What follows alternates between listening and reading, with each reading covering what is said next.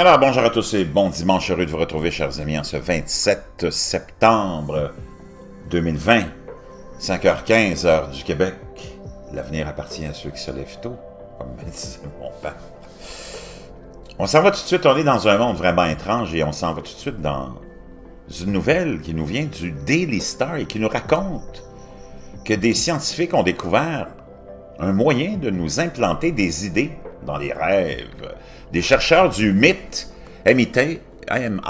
ont testé une nouvelle technique fascinante appelée incubation de rêves ciblés, qui leur permet d'insérer certains sujets dans les rêves de quelqu'un d'autre. On nous raconte que ça ressemble un petit peu au film Inception, que plusieurs d'entre vous avez sûrement vu, avec Leonardo DiCaprio. Cela peut ressembler à l'intrigue d'Inception, mais les scientifiques ont trouvé comment implanter des idées dans les rêves des autres. Les chercheurs des Fluid Interface du MIT Media Lab ont testé une nouvelle technique appelée incubation ciblée de rêves, TDI, qui leur permet d'insérer certains sujets dans les rêves de quelqu'un. Des études antérieures ont montré que lorsque les dormeurs entrent dans un état de rêve rare, connu sous le nom de rêve lucide, ils prennent conscience qu'ils rêvent et peuvent ainsi avoir un certain contrôle sur ce qui se passe dans leur esprit. TDI atteint un résultat similaire en ciblant les personnes pendant l'hypnagogie, un état de rêve semi-lucide qui se produit lorsque quelqu'un s'endort. L'hypnagogie est un état de rêve semi-lucide. Donc, à ce moment-là, les scientifiques ont introduit des informations ciblées sur les sujets d'une étude, dont les résultats Consciousness and Cognition. L'étude a impliqué 25 participants faisant des siestes pendant la journée avant de se coucher.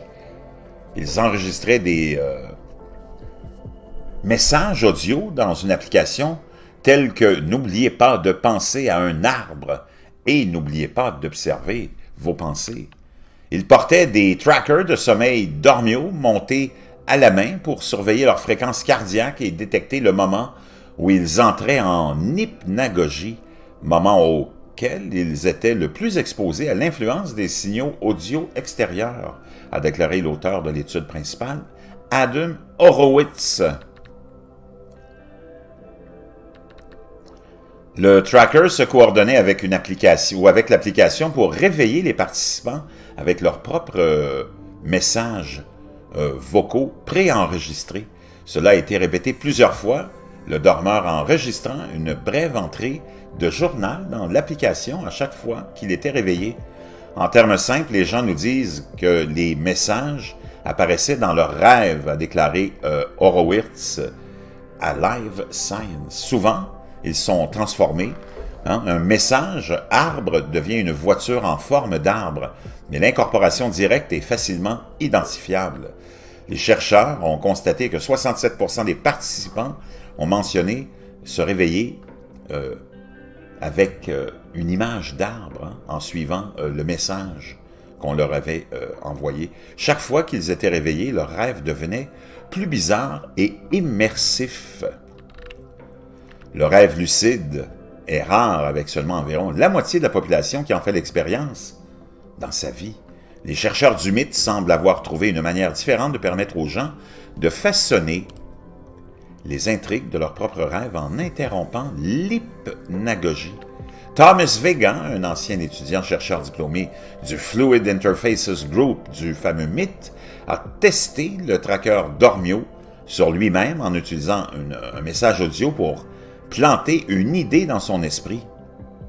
Les Oompa Loompas du film de 1971, Willy Wonka et la chocolaterie chantant leur chanson thème, j'ai commencé à rêver que j'étais dans une cascade de chocolat entourée d'Oompa Loompa chantant Oompa Loompa Doupiti Dou.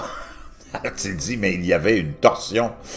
Vega est intolérante au lactose et la cascade de rêve était faite de chocolat noir sans produits laitiers.